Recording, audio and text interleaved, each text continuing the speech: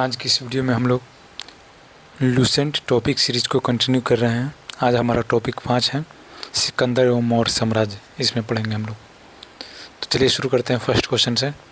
सिकंदर ने भारत विजय का अभियान किस वर्ष प्रारंभ किया था? आंसर बी 326 ईसा पूर्व। नेक्स्ट, हाइडेस्पीज का युद्ध या झेलम का युद्ध सिकंदर और किस भारतीय शासक के मध्य लड़ा गया था? Answer C Porus. Next, Sikandar के जल सेनापति का नाम क्या था? Answer D Nearchus. Next, Justin ने चंद्रगुप्त मौर्य को सेंड्रोकोटस कहा है। इस सेंड्रोकोटस की पहचान चंद्रगुप्त मौर्य से सर्वप्रथम किसने की? Answer b William Jones. Next, Vishakhadatta कृत मुद्रा राक्षस में चंद्रगुप्त मौर्य के लिए किस विशिष्ट शब्द का प्रयोग किया गया है जिसका आशय निम्न कुल में उत्पन्न है? आंसर ए विरिशल। नेक्स्ट, चंद्रगुप्त मौर्य ने जैन धर्म की दीक्षा किस जैन गुरु से प्राप्त की थी? Answer b Bhadrabahu.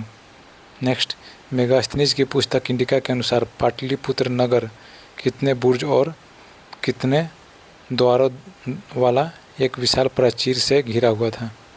Answer B 570 बुर्ज और 64 द्वार। नेक्स्ट, चंद्रगुप्त मौर्य का उत्तराधिकारी बिंदुसार मगध की राजगद्दी पर कब बैठा? आंसर बी 298 ईसा पूर्व। नेक्स्ट, बिंदुसार को मित्रघात के नाम से जाना जाता है, इसका अर्थ क्या होता है? आंसर सी शत्रु विनाशक। नेक्स्ट, बिंदुसार किस संप्रदाय का अनुयायी था? आंसर सी आजीवक संप्रदाय। नेक्स्ट, सीरियन नरेश एंटियोकस ने बिंदुसार के दरबार में किसे अपना राजदूत बनाकर भेजा था जिसे मेगास्थनीज का उत्तराधिकारी माना जाता है? Answer a Deimachus. Next, Bindusara के शासनकाल में तक्षशिला में हुए विद्रोह को दबाने के लिए बिंदुसार ने पहले सुसीम को और बाद में किसे भेजा था? Answer D Ashok.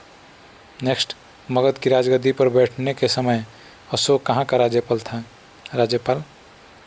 Answer C Avanti. Next, निम्नलिखित में से किन अभिलेखों में अशोक का नाम स्पष्ट रूप से अशोक मिलता है? आंसर बी मास्की गुर्जरा निटूर एवं उद्गुलम में। नेक्स्ट, अशोक ने स्वयं को किस अभिलेख में मगध का राजा बताया है? आंसर ए भाब्रू अभिलेख। नेक्स्ट, अशोक ने अपने राज्याभिषेक के 8वें वर्ष कलिंग पर कब आक्रमण किया था? आंसर बी 261 ईसा पूर्व। नेक्स्ट, मिस्र के राजा फिलाडेल्फस यानी टोलमी द्वितीय ने पाटलिपुत्रा में डायनोसियस नामक एक राजदूत भेजा था। यह कथन किसका है? Answer c Pliny. Next, Ashoka को बौद्ध धर्म की दीक्षा किस बौद्ध भिक्षु ने प्रदान की थी? Answer c Upagupta. Next, Ashoka ने आजीविकों के रहने के लिए बराबर की पहाड़ियों में 4 गुफाओं का निर्माण करवाया। उनमें से कौन सा इनमें शामिल नहीं है? आंसर डी लोमस ऋषि शामिल नहीं है। बाकी तीनों हैं कर्ण चौपाल, सुदामा और एक और था। नेक्स्ट, अशोक के शाहबाज गाढ़ी एवं मनसेहरा से प्राप्त अभिलेख किस लिपि में लिखे गए हैं? Answer b Kharosthi. Next, Ashoka के शिलालेख की खोज 1750 में सर्वप्रथम किसने की थी? आंसर बी पादरेटी फैनथेलर, इसे टी फैनथेलर भी कहते हैं शॉर्टकट में। नेक्स्ट, अशोक के अभिलेखों को पढ़ने में सबसे पहली सफलता 1837 में किस विद्वान को प्राप्त हुई? Answer c James Prinsep. Next, Maurya प्रशासन में अर्थशास्त्र में वर्णित 18 तीर्थों में आर्य का संग्रहकर्ता अधिकारी को क्या कहा जाता था? आंसर बी समाहर्ता। नेक्स्ट, अर्थशास्त्र में राजकीय कोष का अध्यक्ष किस अधिकारी को कहा गया है? आंसर ए सन्निधाता। नेक्स्ट, फिरोज शाह तुगलक द्वारा टोपरा और मेरठ से कौन से स्तंभ लेख दिल्ली लाए गए? आंसर सी दिल्ली टोपरा और दिल्ली मेरठ स्तंभ लेख।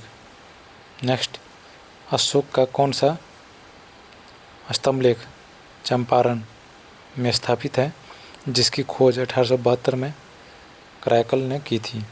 Answer b Rampurva. Next, Ashoka के किस अभिलेख को रानी का अभिलेख भी कहा जाता है? आंसर बी कौशाम्बी अभिलेख। नेक्स्ट, अशोक का सबसे छोटा स्तंभ लेख कौन सा है जिसमें लुम्बिनी में धाम यात्रा के दौरान भू राजस्व की दर घटाकर 1/8 भाग करने का वर्णन है? आंसर ए रुक्मिणी। नेक्स्ट, मौर्य काल में मुख्यमंत्री एवं पुरोहित की नियुक्ति से पूर्व उनके चरित्र को काफ़ी जांचा परखा जाता था, इस प्रक्रिया को क्या कहा जाता था? आंसर ए उपधा परीक्षण।